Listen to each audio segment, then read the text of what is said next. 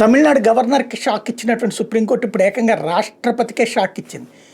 Bharatiya Janata party వచ్చాక అంతకుముందు అయితే కనుక గవర్నర్ల పాలనలు ఇష్టారాజ్యంగా నడిచేది, గవర్నర్లు ఇష్టారాజ్యంగా నడిపేవాళ్ళు కాంగ్రెస్ టైంలో. అయితే దానికి పూర్తి విరుద్ధంగా ఉండేటటువంటి వ్యవహార శైలి కలిగినటువంటి భారతీయ జనతా పార్టీలోని కొంతమంది గవర్నర్లు ఈ మధ్య కాలంలో పరోక్షంగా తమ పెత్తనాలు చెలాయిస్తున్నారు, ప్రభుత్వాలు నడుపుతున్నారు. అందులో భాగంగా ప్రభుత్వం పంపించినటువంటి చట్టాలని అంటే వాళ్ళు శాసనసభలో ఆమోదించిన వాటిని రిజెక్ట్ చేయొచ్చు, ఒకసారి చేస్తే మళ్ళీ వాళ్ళు తిప్పి అసెంబ్లీలో పంపిస్తే కనుక ఓకే చేసేయాలి.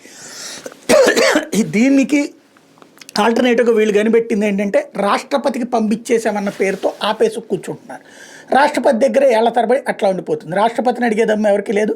అటు ఏది ముఖ్యమంత్రులు అడిగినా అక్కడ సమాధానం చెప్పేవాడు ఎవడు ఉండడు. అట్లా నడిచిపోతుంది. అంటే రాష్ట్రపతిని అడ్డం పెట్టుకుని గవర్నర్ల పాలన ముఖ్యమంత్రిని పక్కన పెట్టించి నడిపించేటటువంటి పరిస్థితులలో సుప్రీంకోర్టు జోక్యం చేసుకుంది.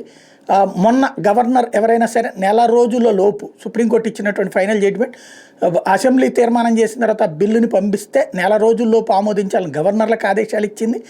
అదే సందర్భంలో రాష్ట్రపతికి 3 నెలలకు మించి ఏ బిల్లులు రాష్ట్రాల నుంచి గవర్నర్లు పంపించిన బిల్లు 3 నెలలకు మించి పెండింగ్ పెట్టుకోవడానికి వీలు లేదని తేల్చి చెప్పింది. ఇప్పుడు మరి రాష్ట్రపతికి సుప్రీంకోర్టు కంటే విశేష అధికారాలు ఉంటాయి.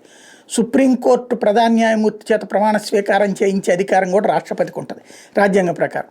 ఆ విశేష అధికారాలకి ఇక్కడ కత్తెర వేస్తూ సుప్రీంకోర్టు చెప్పినటువంటి ఈ ఆదేశాలని అమలు చేస్తారా లేదా చూడాలి.